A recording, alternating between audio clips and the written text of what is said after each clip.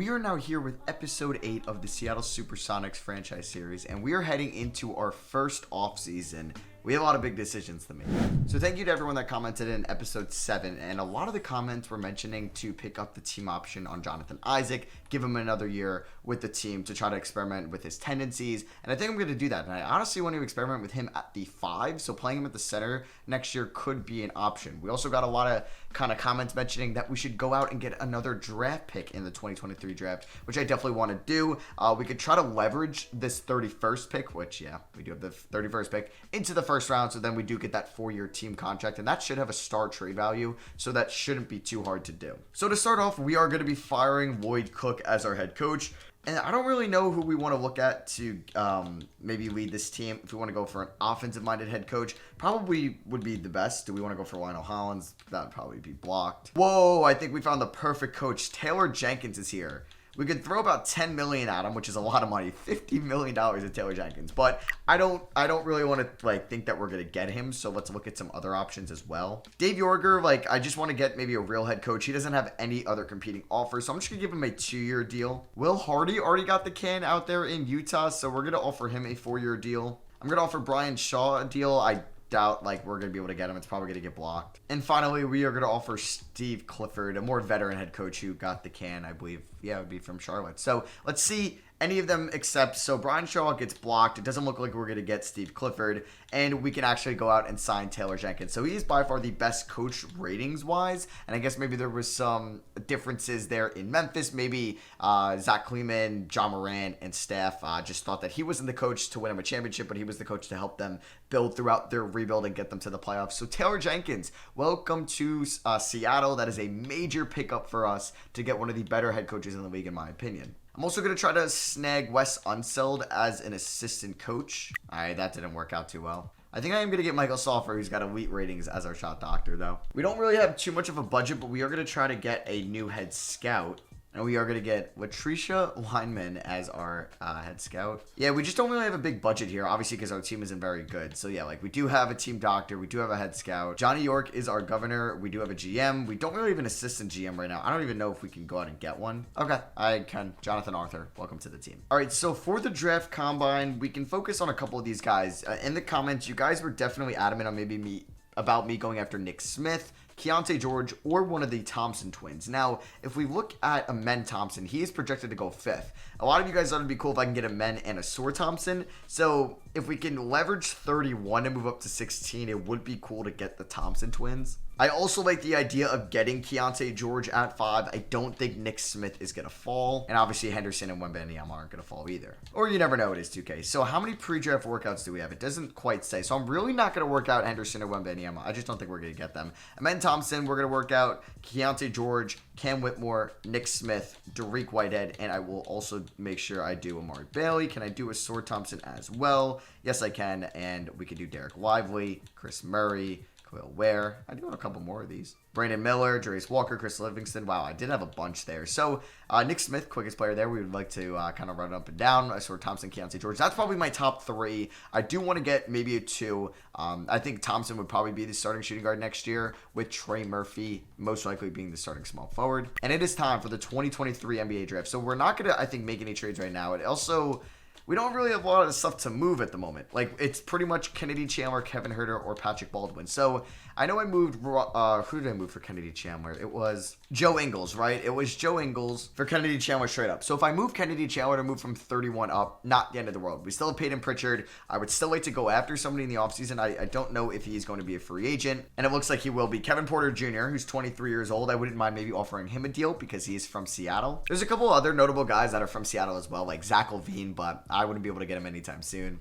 DeJounte Murray, Paolo Banchero, those guys obviously I wouldn't really be able to get at this moment. Tari Eason and Marjon Beauchamp as well. I don't know if I'd be able to get those guys, or at least from the Washington area, but Kevin Porter Jr. is somebody we can go after in free agency, or just see if we want to offer him a deal. That's could be my potential starting point guard next year. So we'll see Who falls at 5? I'm sure 1 and 2 is going to be somewhat of Scoot Henderson or Victor Wembanyama. So then it really, like, the draft starts at 3, and we'll see if that's going to be Nick Smith or Keontae George or Amen Thompson. So with the number 1 overall pick, the San Antonio Spurs get Wembanyama. They get the Victor sweepstakes. And that's a team that could get him in real life as well. We'll see who the Knicks go at number 2. I assume it's going to be Scoot Henderson, and it is. They get their point guard for the future. Does that mean Jalen Brunson's on the block? Who knows? So number 3, OKC. Let's see if they do something kind of crazy here. I don't know what the mock drafts have at the moment. We'll check them again. But with the 3rd pick, they take Jarace Walker. Okay.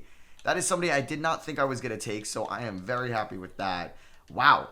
I would really like for Charlotte to go for Carson Wallace, but I doubt they do that because they have LaMelo Ball. So I think they're going to probably take Nick Smith, Keontae George, or Amen Thompson, and they take Amen Thompson. So the potential of getting the Thompson twins is out of the equation. But Nick Smith, who could be potentially the 3rd best guy in this draft class, falls to us at 5, and I think that's a no-brainer. Nick Smith out of Arkansas. I think I'm going to go Nick Smith because he could play the 1 or the 2. He'd probably be my starting shooting guard next year, and I did not think he was going to fall to me at 5. Cam Whitmore could be a potential option because of his kind of frame. He could play the 3 or the 4. But I don't know if, like, since we have Trey Murphy and Jonathan Isaac, his limits may be limited, or his minutes may be limited. And Kevin Huerter, I am perfectly fine moving to the bench and starting Nick Smith. So I think that is going to be the case here. Maybe it's a little bit of a reach from these 2K options. I'm not going to go after Carson Wallace. I mean, he would be our franchise point guard potentially, but I think I like the option of Nick Smith, who's like a hybrid guy. He could be a 1, he could be a 2. And I like his scoring upside. I like his passing upside. 2K has his ceiling as CJ McCollum. His floor is Damian Lee, who we do have funny enough. But yeah, I'm going to go Nick Smith, and that is going to be hopefully a big building block for our future. So after that pick is made, I'm surprised that pick 31 is a half a star. I want to see how high we can move up with those 2 assets. So I feel like the Suns definitely would have did 16. Damn, it would have been cool if we did get the Thompson twins, not going to lie. So I guess we could try this Kennedy Chandler and 31 for 16 in this draft. And they say no. Okay. So let's try to do this trade with Sacramento. They don't like Chandler as much at 17, so yeah, I didn't think they were going to say yes to that. Timberwolves at 19. Nope. Pacers at 20. I feel like they'd be interested in Chandler. The Grizzlies are at 21, so I'm not going to do it with them because we got Chandler from them. All right, let's try the Pacers again with pick 22. Damn. All right, I'm not moving up that high. I thought I'd be able to move up kind of high in this draft. Warriors, they can't because of the step being rule. So we're going to the Thunder at 24, and I'm sure they would probably do this. Chandler, like, even if I just offered them 31 for 24, yeah, I'm not giving you a 2027 unprotected first. I'm fine moving Kennedy Chandler. We get another guy that I think has a little bit more upside. We get a 4-year contract to reset on that. We have Pritchard. I might go after Kevin Porter Jr. I think this makes sense. So we gave Kennedy Chandler a shot. We sent him to the OKC Thunder, and they do agree to that. So we do have another first-round pick in this draft. We'll see how the top 10 wraps out. So the Rockets at 6, they take Brandon Miller out of Alabama. Carson Wallace goes to the Jazz at pick 7. I do want to monitor his career because he's somebody I definitely thought about getting there at number 5. And then next up, Keontae George goes to the Magic, another guy I do want to follow because I could have taken him there at 5. I don't want to have a guy like a couple All-Stars and Cam Whitmore as well that went after me that I'm like, oh, I could have taken at 5. So the Las Vegas Aces, they end up with Chris Livingston with the 10th overall pick. So that is their kind of building block for that expansion team. Trailblazers get Derek Whitehead at 11. That's kind of a steal for them. Gregory Jackson out of South Carolina goes to the Nets at 12. With the 13th overall pick in the draft, they're Toronto Raptors. Okay, we finally have a trade. 13 for Terry Rozier. I kind of like that for Charlotte. You know, you don't have to pay Rozier too much. I think they moved Hayward for Kevin Love, and they get another 13th overall pick. They take Leonard Miller out of high school, and to wrap out the lottery, it's Anthony Black, fellow Arkansas Razorback, going in the lottery, going to Detroit. So we are now on the clock with our second first-round pick. A couple guys that went after Anthony Black were Matthew Cleveland out of Florida State. Sor Thompson went 16th, so yeah, it would have been really tough to get the Thompson twins. Dylan Mitchell out of Texas goes to the Kings at 17. At 18, you have Jaden Bradley. Baba Miller to the Timberwolves at 19. Jordan Walsh, another Arkansas Razorback, going to the Pacers at 20. It would have been cool to get him, not going to lie, just to get 2 Arkansas players. Khalil Ware there goes 21 to the Grizzlies. Arthur Kaluma, 22 to the Pacers. 23 is Julian Phillips, and here we are on the clock at 24. And there are a couple guys that I love with this pick here. Chris Murray out of Iowa, brother of Keegan Murray. Don't think I like him as much as Amari Bailey or Derek Lively, who could be a top 10 guy. Definitely is getting some lottery hype preseason for Duke. They're at 18. It's just, do I value that or do I value another guard in Amari Bailey? Ooh, this is actually a pretty tough decision. I feel like we should get another wing in Amari Bailey, but if we get another center, I mean, I'm fine with Isaac still playing like relatively small minutes at the 5. This means Tillman or Bassey's out of the rotation, which I probably should be fine with. if Bassi is like a third center or Tillman, maybe we move at some point, package him in a different deal. So I think since we drafted Nick Smith, we have Herter, we have Patrick Baldwin Jr., Trey Murphy. We don't really need an Amari Bailey, and I shouldn't be drafting based off need. And he does have some potential, don't get me wrong, and maybe the potential backcourt in the future is Nick Smith and Amari Bailey. But I do like the option of getting Derek Lively here, because he could be maybe our center for the future, and I think I would be very happy with that, moving Ken Chandler in 31 for him. I'm going to go Derek Lively. That could be something I could regret. We'll definitely monitor Amari Bailey's career, so you can let me know if you agree with that or disagree with that down below. As Bailey goes to the Magic, so the Magic had Amari Bailey and Keontae George in this draft. Evan Fournier was traded for the 29th overall pick. I mean, I would love if the Knicks did that, and they took Armando Bacot out of UNC. They get Harrison Ingram there at 30 as well. So they had 29 and 30. So with the 31st pick, the 76ers take Tommy Hawkins. Okay, so maybe the Knicks... I'm confused how this wasn't the Thunder pick. Maybe they made a trade with the Sixers. But yeah, if you were curious to see how this... Oh, no. Caleb Love went there. So, wait, that's why. Okay, I was so confused. I was like, the 31st pick, shouldn't that be where the Thunder are picking with the trade? No, there's 32 teams now because of the expansion teams, duh. So they took Caleb Love with that pick. That's actually a pretty solid selection there. And then it's a lot of maybe not super real players going here in the second round just because the draft classes wouldn't be great by now. But hey, I'm fine with that. So Nick Smith, 77 overall. Derek Lively, 73 overall. These are two building blocks for the future that I'm very excited about. So Jonathan Isaac's team option will be picked up. Trey Murphy's team option will be picked up. Peyton Pritchard's team option will be picked up. Same with Tillman and Bassi. Hayden Highsmith, we are going to let walk. So we picked up 5 out of 6 team options, and we'll see who's maybe a free agent out here. So James Harden declines his player option, pretty much expected. Chris Middleton opts out. A little bit unexpected, but he probably wants a longer-term deal. Kristaps Porzingis is a free agent as well. Fred VanVleet's a free agent. Draymond Green, Mike Conley, a lot of veterans out here. Kuzma, Dinwiddie, Derrick Rose. And you have Gary Trent Jr., Daniil Gallinari, and Andre Drummond. So I don't really know if I'm going to be a big free agency play or team here. We're going to give Delano Banton the qualifying offer, and maybe Gabriel Deck. We can always resign those. So let's take a look here at free agency. But before that, we could take a look at the roster who's under contract. So we have one point guard in Peyton Pritchard. Like I said, I am looking for a point guard. And it doesn't need to be a number one scoring option. Like Kevin Porter Jr. does fit that mold. We have Nick Smith Jr. and Kevin Herter at our shooting guard position. We have Trey Murphy and Patrick Baldwin Jr. at the small forward position. A lot of juniors being mentioned. Jonathan Isaac at the 4. Then we have Tillman, Bassi, and Lively at the 5. So I definitely want to pick up maybe another power forward or two. We definitely want to pick up a number one point guard option. So yeah, top guys here that weren't mentioned before: Kyrie Irving, RJ Barrett, Tyler Hero. I guess those extensions just weren't updated by 2K. Good job by them. Andrew Wiggins, Kristaps Porzingis, Nikola Vucevic, Mike Conley, Christian Wood, Fred VanVleet, D'Angelo Russell. All right, not a lot of great options, but hey, it's still a talented free agency class.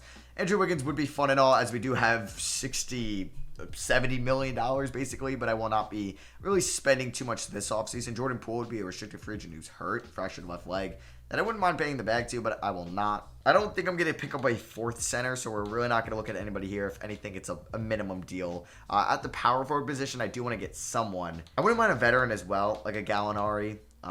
There's basically we could look to bring back. Then we'd really win that trade. But 10 mil, I don't think I really want to commit to a long-term deal at this power forward spot. I don't even know how many minutes they would be getting. Another small forward really isn't needed because I do want to see a lot of minutes to Trey Murphy and Patrick Baldwin Jr. next year. Nasir Little would be a fun option.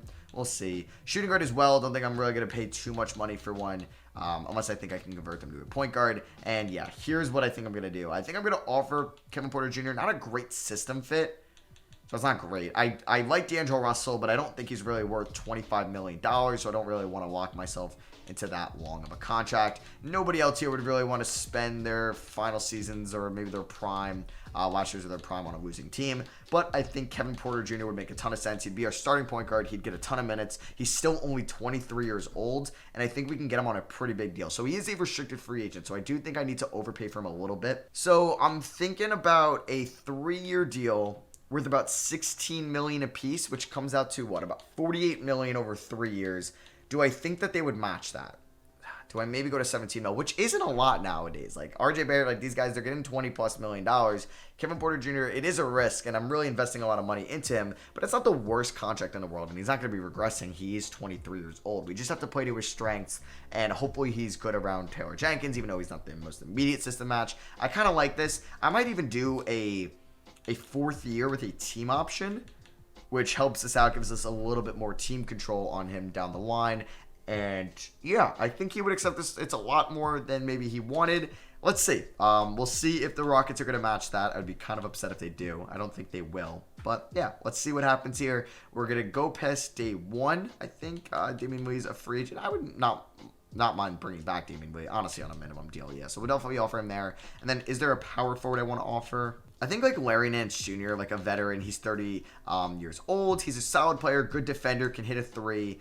I honestly wouldn't mind giving him like a 2-year deal. Team option, about $5 million. So I think, like, yeah, he'd probably take that. So let's see what happens here. We get all 3 of these guys. Not going to renounce the rights on Banton, Deck, or Chris. We'll see if they match it. And they don't. Let's go. I don't think they were gonna, but I wanted to overpay a little bit just to make sure. And welcome to the Seattle Supersonics, Kevin Porter Jr. So it is pretty cool because he is from Seattle. So that is really big for us. I'm not going to really be going after any other big free agents. So right now, if we look at the team, how many guys do we have? We have about 3. We have a lot of juniors. 6, 7, 8, 9, 10, 11, 12. I probably should sign one more guy. Maybe another point guard. Just like, well, I guess that would be Banton. How much does Delano... I mean, he'd probably come back on the qualifying offer. I will renounce the rights on Marquise Chris and probably Gabriel Deck. But Banton, I'm going to get back on the QO. He will be kind of the 3rd point guard next year. And who are the top free agents that's signed? Anybody switch teams? Well, Kyrie goes to Houston. Maybe that's why they weren't going to pay anything for Kevin Porter Jr. Chris Middleton goes to the Jazz. Are the Bucks not going to give him that? What are the Jazz trying to do? All right, RJ goes back to the Knicks. Kristaps goes to the Pistons. Wow, they're going to be pretty good next year. Hero back to the Heat. Wiggins to the Spurs on a 3-year deal. Mike Conley to the Spurs as well. With Victor Wembanyama, they could be pretty good. They have a lot of wings with Vassell and Keldon Johnson. Devo back to the Timberwolves. Fred VanVleet goes to the Lakers. Okay, Nikola Vucevic to the Pacers. Christian Wood to the Magic. Do they really need to do that? I don't know. The Magic are so deep. Like, the Magic have, like, I guess maybe they don't have a couple guys, but they added, like, Bailey, County George, like, I guess Hampton and Houston definitely aren't going to play. Suggs is a 75. They have Fultz, Banchero, Bamba, Anthony Wagner, Wood, and Carter Jr. I don't know, maybe not as many guys as I thought. Dylan Brooks would actually be a fun addition to this team.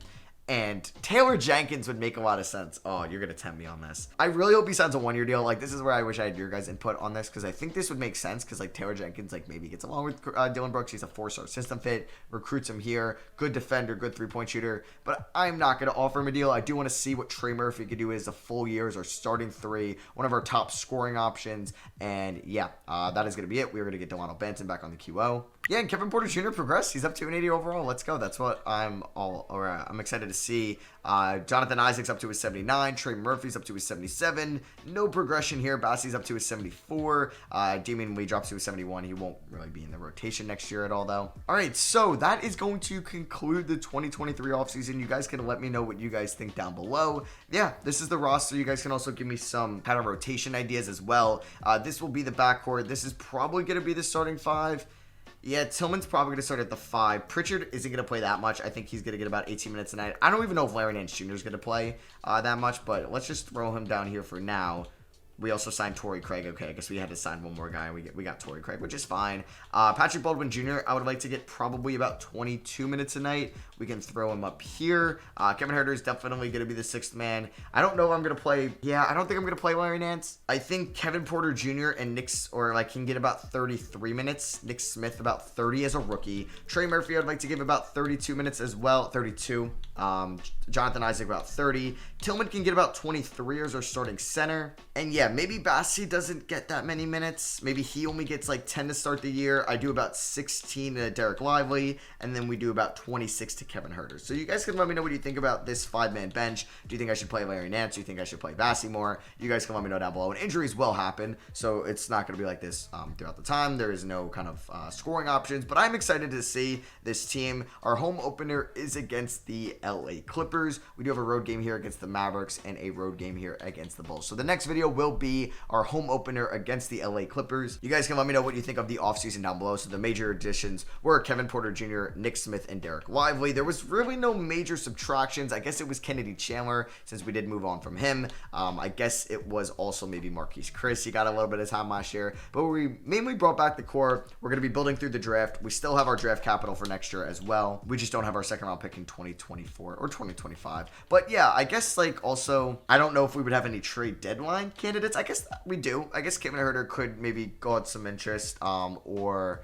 Peyton Pritchard or Jonathan Isaac. So those guys could be on the move at the deadline. So we'll keep an eye on that. And then we pretty much still have our salary, like our finances open and our cap sheet open for the next couple of years. Like Isaac could be declined at the end of the year. Porter Jr. isn't too much money. Herter, I mean, he's the same as Porter Jr., and we do have like $32 million a year locked up. Like it's a max guy between Porter Jr. and Herter, but they're definitely tradable contracts. And I'm excited to build around Kevin Porter Jr.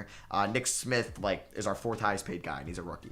So yeah, let me know what you guys think down below. Drop a like if you guys did enjoy. I love you guys, and I'll catch you all on the next one. Peace.